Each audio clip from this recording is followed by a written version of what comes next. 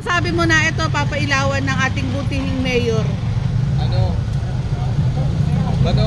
Okay siya, pati mawabawasan yung mga snatcher. Oo, tama nga kasi maliwanag. Maliwanag. Unti-unti lang ni Yorme yan. Pati sabi nga, di ba, Manila, bato?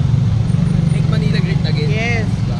Dahil kay Yorme, yung Manila magiging great na naman muli. Unti-unti lang, sobrang daming problema, unti-unti lang. Anong mensahe mo kay Yorme? Ano lang? Sana hindi lang lugar natin pangalagaan pati yung katawan niya. Oo Kasi nga. mahirap pag siya nagkasakit eh. Totoo, tama. Ang galing mo dyan. Sobrang sipag kasi ni Yorme, no? Alagaan mo, Yorme, yung katawan mo. Sinisigaw ng mga batang Maynila din yan. At mensahe pa, may mensahe ka pa ba, boss? Tuloy-tuloy niya lang yung mga ginagawa niya. Mensahe ng pasasalamat. Thank you boss dahil sa sakop kami ng zone na 'to eh.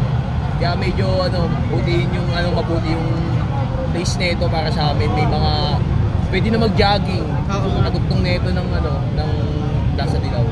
Tsaka iwas talaga magnanakaw, no? Kasi pag madilim, ayun, nandiyan yung mga magnanakaw talaga. Safe na yung mga dumadaan. Yes, safe na yung mga dumadaan. At maliwanag din yung mga motorista na dadaanan nila, to ang liwanag. Anong pangalan mo, boss? Ano po, Kagawad M. Ay, Kagawad, hello, Kagawad M. Ayan, shout out sa'yo. At wala. Sa mga Batang Gomez. Ayan, salamat, Kagawad.